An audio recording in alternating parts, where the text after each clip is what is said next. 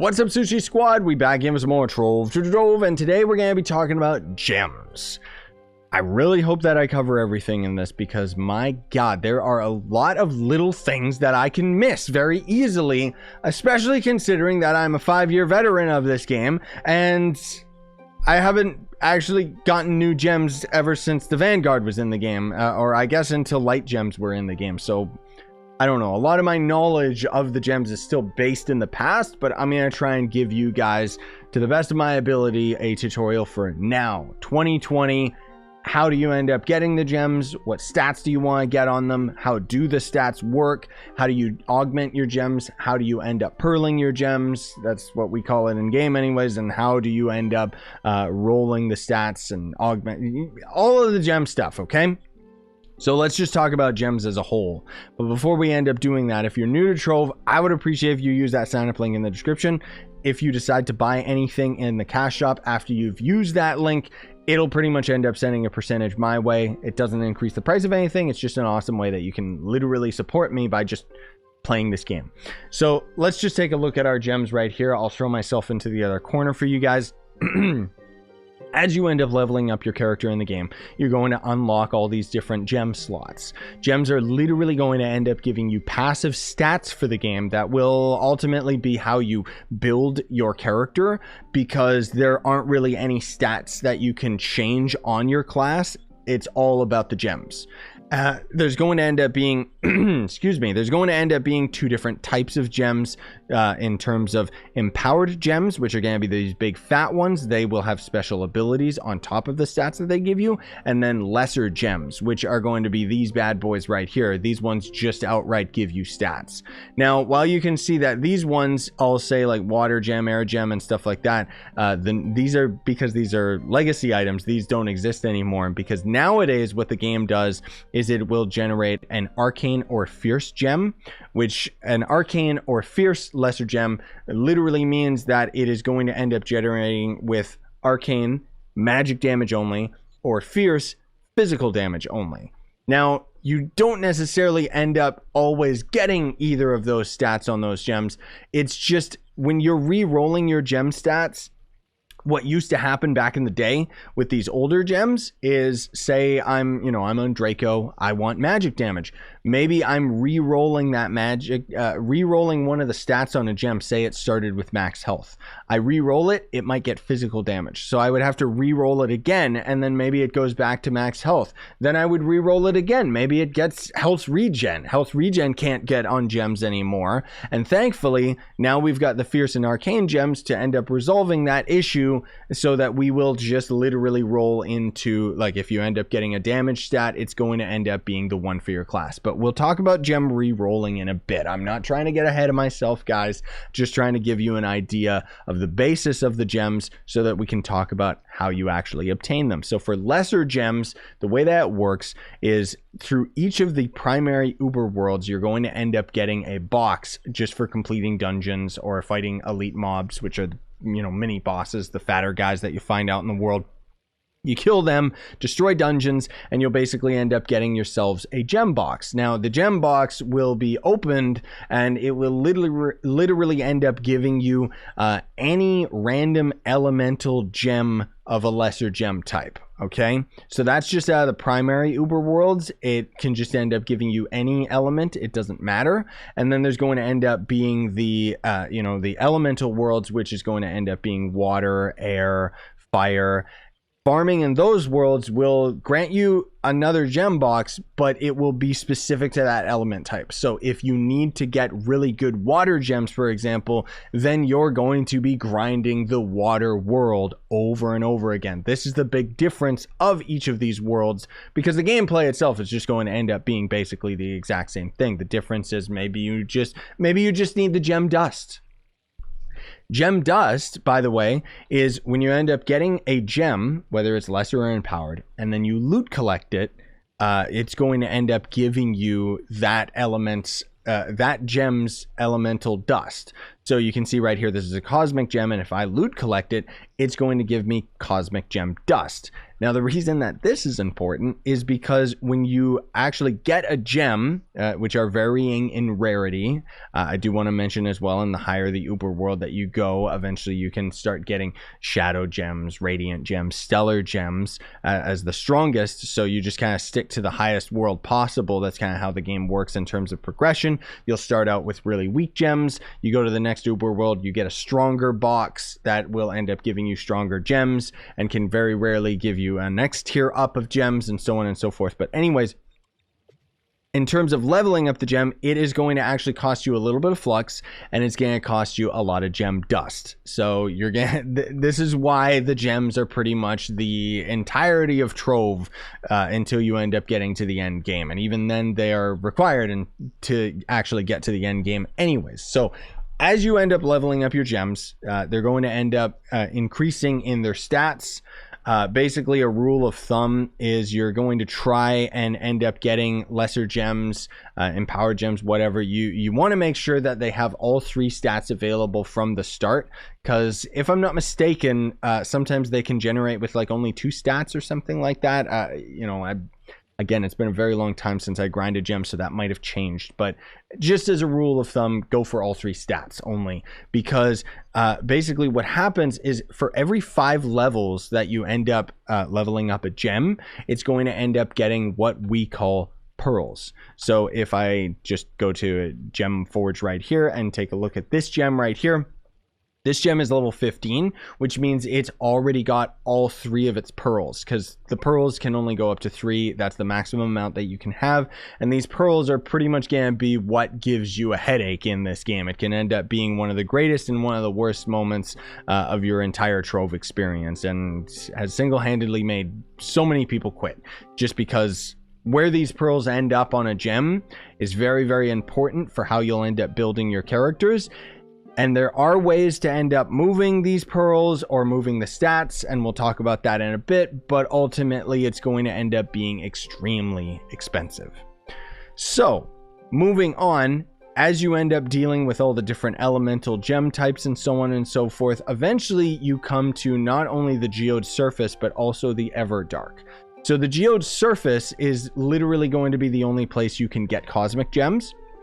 And you'll get lesser gems from that. Empowered gems we'll talk about in a moment, because they've kind of changed where you end up getting those. They're very, very time gated and kind of and then the Everdark is going to be the area where you'll get your class gem ability. So your class gem ability is going to end up being literally a class specific gem that will end up changing one of the abilities on your character.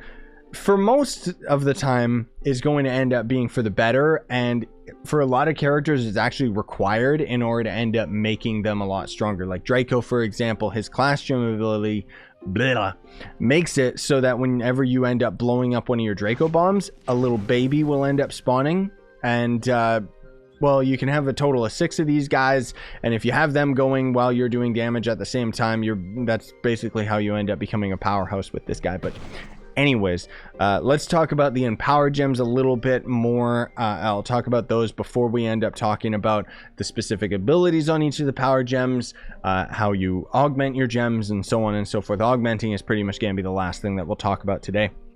So as far as getting empowered gems is concerned, it used to be that you would get them from Shadow Towers. Console players are still getting them from Shadow Towers, but when the Delves update hits, you're going to end up getting them from the Delves exclusively. I already have another video talking about where you get Lunar Souls and Titan Souls and stuff like that once the Delves end up hitting. But in short, you'll go through the Delves in order to end up getting your hands on Lunar and Titan Souls, and then you can end up going to the Shadowy Merchant that's in the Shadow Tower. For some weird reason, this guy still exists, and you can spend your Lunar Souls to literally get your hands on some boxes. Let me show you right here, the empowered gem boxes. So these will literally end up giving you all of the empowered gems of the game. Yeah. It's very, very expensive, just because of the fact that it costs you Lunar Souls, because you can only get a limited amount of Lunar Souls per week. There's no other way to end up getting these bad boys. But however, you Well, I was gonna say you can end up doing something with Titan Souls, but no, you can't. That's right. Lunar Souls will be spent on these Empowered Gem boxes, and these Empowered Gem boxes not only can end up having the gems themselves, but they can also generate with a Class Gem Key Fragment, a Class Gem Key, as well as a Prism of Light and a Diamond Dragon Egg, which are irrelevant to today's video. So for the Class Gem Key or the Class Gem Key Fragment, that is an item that you will literally use in the Everdark zone that I talked about, and you'll basically have to go into the Everdark, defeat a Colosseum dungeon, and then you'll end up using that Class Gem Key in order to end up opening that dungeon chest that's going to show up. The dungeon chest then is going to end up actually dropping your Class Gem. Now, when it's more convenient for you guys and you end up having a lot more of the Class Gem keys, you can end up spending a ton of them to end up hopefully trying to end up getting all of the same element for your Class Gem. My point is, and I've referenced this a lot more recently, is that when you end up, like, say I'm swapping from the Draco to another magic based character like the Gunslinger, my Gunslinger has his Class Gem as the yellow air gem as well, meaning that I can literally just swap all of my gems over to the Gunslinger, but I wouldn't be able to do that if my Gunslinger's Class Gem ability was a fire gem, for example, right? So there's also another part to the Empowered Gems that I often forget to talk about just because it's actually really difficult to end up doing. But if you end up coming over to the Geode hub area, the Geode Sanctuary, and you come over to the right, you're going to actually see the Geode Profession table.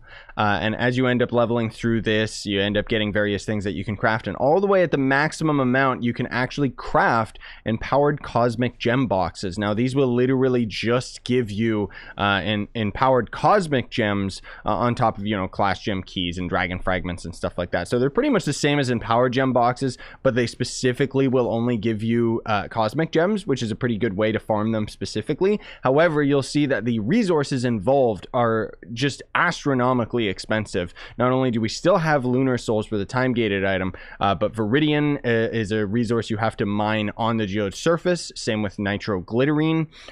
Nitro is also very expensive because it's one of the biggest, pretty much one of the easiest ways to end up getting flux in this game. And then crystalline cores, which is you have to go out of your way to actually grind 5-star dungeons specifically, and outside of the first few 5-star dungeons you complete within the day, you will only get like 1 crystalline core, or only like maybe a couple crystalline cores per 5-star dungeon. Like, it's really, really brutal how you end up actually farming these. I personally feel, and a lot of end gamers feel, that crystalline cores needs to be a lot easier to get, because 5-star dungeons, when they first initially came out, used to be a lot more manageable to get the crystalline cores. But we're not talking about that today. I just wanted to let you guys know that this resource is required for the cosmic boxes. There's also the crystalline core tome, which will end up giving you a limited amount per week, which is just 50, but you can see that it costs 400 in order to craft this thing.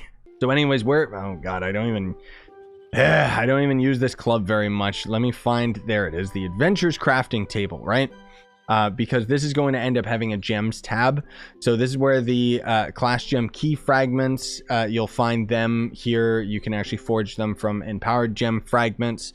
So when you loot collect an Empowered Gem, you'll end up getting these fragments. It has to, you can use it to end up you can use the Empowered Gem Fragments to end up crafting a whole bunch of things, as the game actually says right here, used to craft Stellar Empowered Gem boxes or Class Gem Key Fragments at the Adventures crafting bench. Thankfully, the game actually says it right then and there. But anyways, basically, when you get these fragments, that's how you can end up just forging a key yourself. Or if you don't end up getting any of the fragments, that's where, if you end up getting some bunk, empowered gems that you want to just get rid of, you can just end up destroying them, and then you'll end up getting these fragments. But rather than spend it on Class Gem Key Fragments, I'd actually recommend you spend it on Stellar Empowered Gem boxes, because Empowered Gems, quite similarly to the lesser gems, will have lower tiers. So you can actually get them in Radiant and Stellar. And if you end up getting a whole bunch of empowered gems that aren't any good and loot collecting all of them, that's where you can end up spending them to buy this stellar empowered gem box. And these gems are always going to end up generating stellar. Now, that doesn't necessarily mean they're going to end up being perfect and having all of their stats right out of the gate, but at least it does mean that you're going to have better odds of getting the gem type that you actually want, because the empowered gems, as I mentioned earlier, are going to end up having different abilities on them. And we'll talk about all these other items in a moment. When you're leveling up your gems, as I also mentioned earlier, when they start getting to higher tiers within leveling them, you'll notice that it actually has a lot higher and higher chance of failing leveling, which can be very, very expensive on your gem dust. That's where this karma bar will end up coming in. So every time you end up failing a gem level up, this karma bar will fill up until the point where it maxes out, and then the gem will guarantee itself a level, because back in the day this didn't exist and the gems could just fail pretty much forever. It was ridiculous. And yeah, as you end up leveling up the gem, you could end up using any of these items, which will actually they'll end up increasing the odds of the gem's success, right? So you can end up crafting these as a free-to-play player from jade clovers, and then you can craft up you know, to the lapis bug with glittering horseshoes, all the way up to a 9th life with a lapis bug. As far as I know, the only way that a free-to-play player can even get jade clovers is from the tome, the jade clover tome. So this is a very, very expensive method just to end up getting something like a 9th life, which almost guarantees the chance of your gem leveling up, but you only really want to use a 9th life when your gem is like level 20 and up. Even then, I'd only recommend maybe level 23 or 24, and then you end up using a 9th life, because otherwise these are extremely expensive. But anyways, that's how you end up leveling these up. Now let's talk about the empowered gems themselves and their abilities. So the abilities on these empowered gems are going to vary. I don't know all of them off the top of my head. I just know the good ones. So cubic curtain is a really good one, because basically if, you know, once the empowered gem ends up triggering, sorry guys, I'm recording this like at 4 in the morning, so if I kind of ramble a bit or what have you, I'm trying my best not to, but my brain capacity is slowly going down because I want to go to bed, but I want to get this video out to you guys. So anyways, cubic curtain will give you invulnerability frames. It does have an internal cooldown, so it won't last forever, like constantly triggering. It'll trigger once and then it'll absorb an attack, and yeah, so on and so forth. Mired Mojo I just have, but I don't like this one. It's not a very good one. It just shoots projectiles out that slows enemies and stuff. But most of all, the best ones you want to go for is Pyromancer. If you end up getting that one, that's like one of the best, because when it'll trigger when you're like fighting enemies and stuff, and it'll basically be a big ring of fire around your character that does do damage to enemies, but more importantly will increase your movement speed. So Pyro is pretty much a requirement for any speed farming characters that you're trying to work on. You have to end up getting the Pyro gem, okay?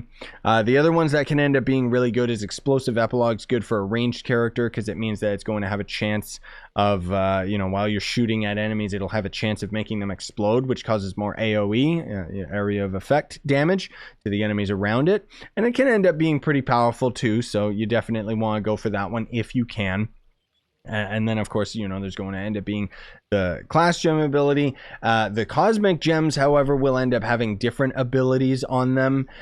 Most of all, you want to go for Berserk Battler. There's a vampire one that's pretty good for life stealing. So if you're like trying to build your character towards a tank, maybe you want to go for that one. But Berserk Battler is going to be your best bet, just because as you end up damaging enemies, it's going to increase your light stat value. And the light stat is very, very important, because it's pretty much required to do damage to any of the end game mobs, which are either in the delves or in the geode surface, right? So to summarize it, the enemies in the game later on in the delves, just in the delves or in the geode surface, they have a darkness stat on them, which basically acts as an armor value. So it negates a certain percent of the damage that the player ends up outputting towards them. Whereas the light stat value that players can end up getting on crystal gear and on your gems is going to end up being an armor penetration, as you will. So it is how we will end up damaging these enemies. If you don't have a high enough light value, you simply put will not be able to damage these enemies, right? Okay, that covered most of the topics here, and that's why Berserk Battler is going to be the best. There are a couple other empowered gem abilities, but I just don't really use them very much. There's one that increases the travel time between your projectiles, so that could be good, but generally range damage in this game is very, very janky, so it doesn't really make as much of a difference in my experience, but you can experiment with the other empowered gems and just know which ones are the good ones, right? So now we move on to the purling before we end up getting into the augmenting. So this percentage value right here, you guys are ignoring that for right now. That's gem augmenting. That's the true end game. Whereas when you're leveling up the gems, as I mentioned earlier, for every 5 levels, they'll end up getting one of these pearls on them, up to a total of 3. And again, depending on the stats that they end up rolling onto, it could end up making or breaking the gem, or ultimately making or breaking your experience with Trove, because of the fact that you can kind of randomize each of these different stats, while there's going to end up being another item where you can end up literally randomly swapping where one of these pearls are. Okay? So anyways, let's talk about where you end up getting these items. You'll end up just forging them over here at the Adventures crafting table again. So there's going to end up being the Contain Chaos Spark, which you get for Binding Darkness, which Binding Darkness is just obtained in the Delves. It's a lot easier than back when it was with Shadow Towers, but once again, we see that time-gated resource. Lunar Souls, I wish they were grindable, and then Eye of Cthulhu, which is just dropped from invaders and loot collecting rare items and junk like that. So anyways, this is how you'll end up crafting the Contain Chaos Spark. The Contain Chaos Spark will be able to randomize a stat on a gem. So if I mean, I don't really want to waste one right now, but if I, for example, I can't use the cosmic gems as an example. If I re-rolled this with a cosmic spark, this magic damage stat would change into max health, more than likely, because there's a set amount of stats that can end up being on a gem at a time, and even on the gems you can only have one of that type. So it's not like you can have magic damage, magic damage, magic damage, right? It's only going to end up having magic damage, or if it's a fierce gem, it'll have physical damage, max health percentage, crit damage, and crit hit. So what basically is going to happen is when you end up leveling up a gem, let's just say that this magic damage, let's say that it rolled as max health, but I want to build my character towards a tank. This is where I would randomize this stat until it ended up being the stats that I wanted. And that's where the gem stat randomization comes into play. And because, again, this is based on a time-gated resource, like, I know the troubles. I remember, dude, it scarred me for life. I remember how crazy it is when you don't have enough lunar souls to end up crafting enough of these bad boys, and you'll basically, like, you could spend a week just grinding up your lunar souls and getting a re-roller, and then you re-roll the stat, it goes to max health, you re-roll it again, it goes back to the stat that you didn't want in the first place, right? So and then it's time gated. Then you have to wait until the following week in order to be able to end up changing the gem stat in general. It's really, really annoying. All right, so then further than that, we've got the Contain Chaos Flare. Now this costs 2 Contain Chaos Sparks. Yikes. This is most of all an item that you want to use on cosmic gems. You don't really want to waste your time using this on any other elemental type of gem, because cosmic gems are going to be different than than all of the other gems in the game. Not only do the empowered gems have different stats, but even the lesser gems are going to be very different, because all of the cosmic gems will always guaranteed generate with one of the stats being light. Now, the thing is that the light stat, you actually cannot randomize into another stat value. It's always going to end up having one guaranteed slot dedicated to light. So let's say I had all 3 of the pearls over here on crit damage. How do I resolve that? How do I change it so that my light stat ends up having all of the pearls instead? Well, that's where the Contain Chaos Flare comes in, because when you use a flare, it's going to end up changing these pearls into one of the random locations. So you're basically going to keep using these flares on your cosmic gems until all of them have every single pearl into the light stat, because again, this is the end game stat that you need to have a lot of. So perfect cosmic gems are always going to end up having all pearls into light. Now, last but not least, and I hope I covered everything else, we can talk about gem augmentation.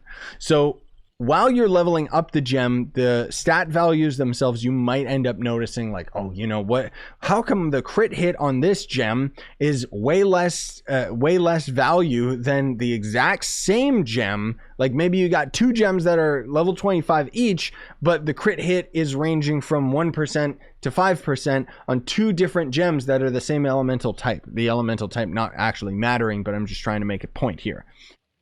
That is where gem augmentation comes in. So when you go to the gem forge, you'll notice that if you take a look at any of your gems, there's going to end up being this percentage value. So a gem might be maxed out, but it might have a really low value on the augmentation. So these numbers right here, the percentage, that's gem augmentation. So you can see right here, we've actually got yellow for light and then red for both magic damage and crit damage. So basically what we would end up doing is we would then end up using these improving stat gem augmenting items, or whatever you want to call them, right? And those, like these items right here, you will spend them to basically increase this percentage value, which will ultimately end up increasing the stat of that is actually on the gem. So there's going to be three varying types: bronze, silver, and gold, and they're going to end up increasing that percentage number in varying quantity. So bronze obviously is going to be very low, silver is going to be a little bit better, and gold is going to supposed to be a lot better, but it doesn't really work all the time, right? So anyways, these bad boys will also be at the Adventures crafting table, and they're going to be pretty difficult to get your hands on because Bound Brilliance is a resource that is pretty much, it says even right here, obtained from the weekly class power rank leaderboards and from events, which means it's time gated to the week as well. Disgusting. Heart of Darkness, which you get out of Shadow Cache, which you get from the Shadowy Market Merchant, from buying them with shadow shards and stuff. You can get them in the delves, whatever. Basically you have to unbox this item, or you can end up just buying it on the player market. And then there's the silver one is going to end up taking 3,000 of pretty much every elemental gem type except for cosmic, because cosmic gems weren't in the game when they ended up adding these. And then there's going to end up being the gold one, which takes Diamond Dragonite and Titan Souls. Titan Souls being another time gated resource, Diamond Dragonite being almost, it's pretty much impossible to actually grind this. Like, it's ridiculous. I mean, you can buy a Diamond Dragonite pouch on the market, but it's going to be really expensive just because it's like a really, really rare drop that I, in my all years of playing this game, have never even gotten. Like, it's ridiculous, dude. So anyways, you can end up using any of those items to end up augmenting the gems, and you're basically trying to get every single stat on a gem to 100%. Now, one thing to keep in mind is that the game itself doesn't actually calculate it really well. So sometimes, like, this is just something of note, because you might think that a gem is completely maxed out, but it's not. And that's because if a gem is at like 99.9% on a stat, the game itself will show it as 100%, even though it's not 100%. So it pays to go through each of the stats on your gems. This is true end game right here, but you'll go through the stats on each of your gems, and if you for whatever reason see this improved stat thing not grayed out, like it's green, it means that you can actually spend another augmenter and just get that last little percentage that the game is missing to end up increasing the stat value that much more. Now, when you also end up doing this and augmenting the gems, you'll actually end up gaining more power rank for them. So all lesser gems are going to be maxed out at 1755 for their power rank, wherein power gems are going to be 2251. Okay? Hopefully that covered everything, guys and gals. If there's anything else, you can always leave questions in the comments. We got a pretty good community of people that ended up helping you out if I don't end up catching the comment myself. But yeah, ultimately, I hope this ended up helping you. You know, it's a lot to take in, but it's not as complex as you would think. It's not really as complex as most other games. That's why I can understand it. Because, I mean, if you compare this to something like World of Warcraft or even Phantasy Star Online 2 more recently that we've been playing, you know, There's a lot more meta involved with that than something like this, because this is just basically going to be building your gems towards damage or tanking, and even then that's, you know, entirely up to you and dependent on the gem rolls and how you end up getting them and stuff. It can end up eating up a lot of your time to end up trying to get these gems perfectly maxed out, and even further than that can end up being very, very stressful when a lot of maxing out the gems is going to end up being based on a weekly rotation of items that you cannot grind. Like, I was really hoping when they ended up introducing the delves that lunar souls and titan souls and stuff would become a farmable resource that you could continuously grind, but it's not the case. Anyways, thanks for watching. Smash like, sub for more, buy the merch you want to support the channel. Have yourselves a great day, gamers. Sayonara and stay epic.